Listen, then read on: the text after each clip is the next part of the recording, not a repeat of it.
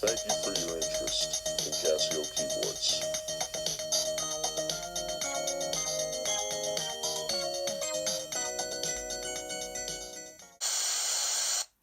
Welcome to the DS-CAPADES, a show where you're going to find out everything you need to know about connecting a keyboard up to your computer and recording your own Dungeon Synth song. We're also going to talk about vintage keyboards from the 1980s, more modern synthesizers, guitar effects pedals and other things that you can use to give your sound its own character. If that sounds like something that you'd be interested in, don't forget to like and subscribe. Okay, so for this video I'll be using a CASIO MT240, an Electro Harmonics Cathedral Reverb, and a signal pad, but also made by Electro Harmonics, which is basically a glorified volume control for reasons that you will see shortly.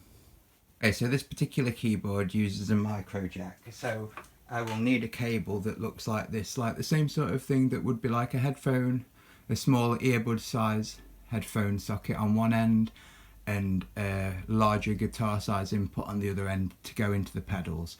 So for this keyboard I will connect this smaller end to the keyboard and the guitar jack end to the first pedal in my line of pedals. If I'm not using pedals, this lead will just go straight into your audio interface.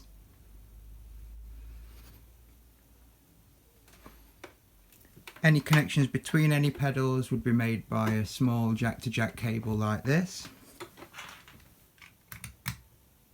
And the other size lead that you'd most commonly use would be a guitar size lead, and that will go from the end of my signal chain into my audio interface, or straight from a keyboard with this size socket hole into my interface. You don't have to use an audio interface. You could also use a mixer like this, where you would plug your lead into a line in and then go out of the phones or the line out, usually mono would work better, into your computer, and that would work equally as well. The quality would be slightly worse, but not much worse. An interface is generally the way that people go, but this is a way to avoid it. You could also plug your lead from your keyboard or your pedal chain directly into the line in on your laptop. That is probably the worst of the three ways to go, but if you're just wanting to get started and have a go, that is a pretty good way to do it, and it's pretty cost effective. Okay, so when you've opened up your digital audio workstation, I'm using Reaper. The first thing that you'll want to do is go over to Options and go all the way down to the bottom to Preferences. In here you'll see that your input device, mine is Scarlett 2i2, which is my audio interface. The output is my speakers. Your other setting would just be your computer speakers, which you can use if you don't have monitors. When you've checked all that out, the first thing that I usually do is open a click source, because we were going to want some sort of something to go along and work out what beat per minute, some sort of click to make sure that things are in time usually, so we can layer other sections over, and then after that you could insert a new track. This first track I would use as a recording track, and I would activate that as a recording track by this little button here, but we'll just turn that off for now. So first off, you want to jump down to this little input thing, and if you go across to mono, there'll be left and right, and that will go for the left or right output on your interface. And obviously I'm going in through this side here, number 2, so that would be the right one. And then if I arm it to record, I can just, if I try and unplug it, we'll just see if it registers down here. Yeah, there we go.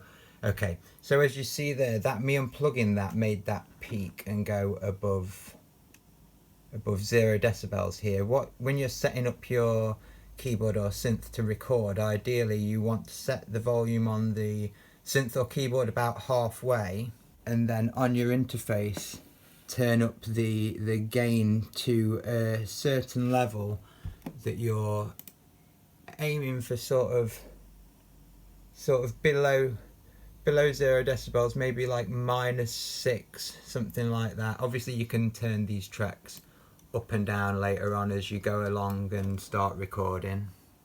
After that, I would go up to track and I would insert a few more tracks that you're going to move things to after you've recorded them on your recording track. So as you can see, you can also use Ctrl and T in Reaper to do that. So I'll add this first one that way, and then if you just press Ctrl and T, they'll just pop in at the bottom. You can just click on any of those at any time to alter any effects that you might want to add on to those at different times. You can go in and it will tell you, look, like there's other reverb things that come included with Reaper that you can use, which is pretty nice of them to include. Okay, so you've got everything plugged in, you've checked the preferences in your audio workstation to make sure that you're getting audio coming through onto the track that you were supposed to be recording on. The first thing that I do is I make sure that any keyboard that I'm turning on is turned all the way down, or as I use this signal pad, I have that all the way turned down to avoid popping my speakers. Obviously this can be avoided by just turning your speakers off when you turn a keyboard on, but I also use this signal pad to turn the volume up while holding a chord to make a fade in sort of sound. So I'm going to turn this computer on. In fact, I'll just put an organ on to give you a demo of that fade.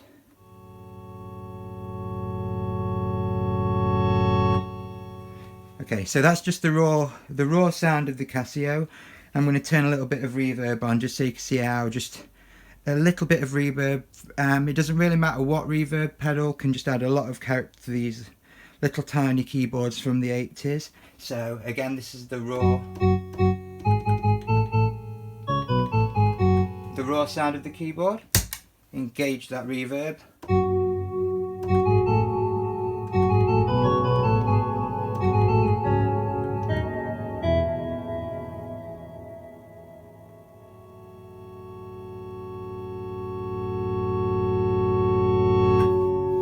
As you can see, there's a lot of use for these pedals that we'll go into in future episodes. Also, I'll go a lot more in depth into these keyboards in future episodes. Just showing you an example of how to get a setup going and get recording in this first episode. Okay, so now all the setup's out of the way, we're on to the fun part. I was gonna say, about bloody time. Using the keyboards and pedals that we've set up, I'm going to record a little demo song for you just to give you an idea of how you can apply what we've learnt in this episode and make your own track. Okay, one more thing. Get on with it. Yes, get on with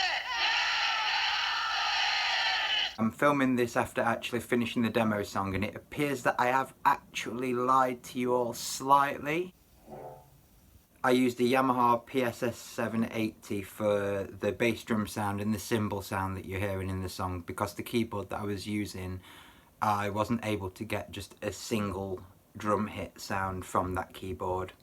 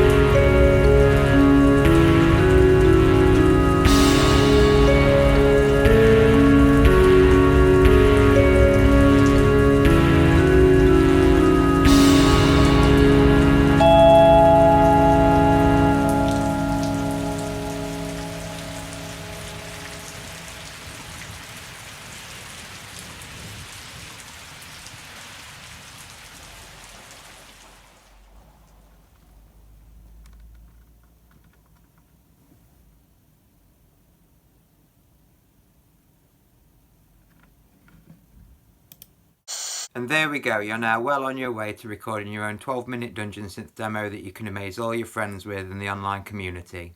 I just want to take a moment to thank everyone for watching, and I really apologise if you already knew this information. I just wanted to make everything accessible for everybody, so when we dive into gear in a bit more detail in future episodes, everybody's sort of a little bit more on a level playing field. Again, thank you so much for watching, and it'd be amazing to see you tune in next time.